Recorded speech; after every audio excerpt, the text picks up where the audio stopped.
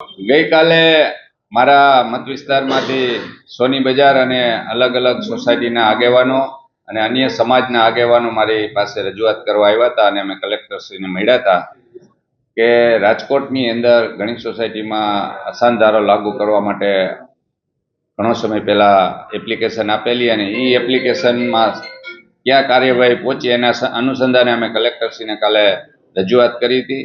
કલેક્ટરશ્રીએ અમને ખૂબ સારો પ્રતિસાદ આપ્યો છે અને અસાનધારો વહેલામાં વહેલો લાગુ પડે એના માટેની એમને તૈયારી પણ બતાવી છે.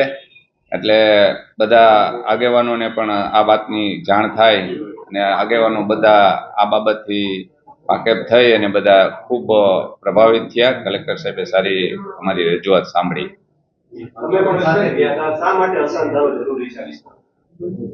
અસાનધારામાં ત્યાં સોની બજાર અને એની આસપાસ હવેલી અને મંદિરો છે અને એની આસપાસ આવા લોકો ત્યાં બિનઅધિકૃત રીતે પ્રવૃત્તિ કરતા હોય અને લોકોને હેરાનગતિ કરતા હોય એટલે અસાનધારો લાગુ કરવો એ જરૂરી છે.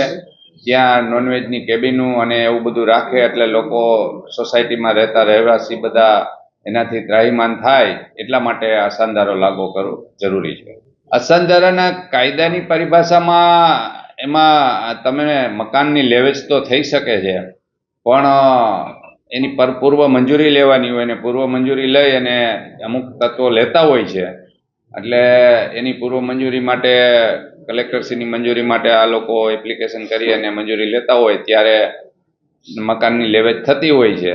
પણ એના માટે હવે કલેક્ટરશ્રીએ કીધું છે કે અમે એના નિયમો જે છે એનું પૂરેપૂરું પાલન કરશું. ના, એવું નથી. અસાનધારાની રજૂઆત અગાઉ કરેલી પણ એની એક પ્રોસિજરનો ભાગ હોય છે.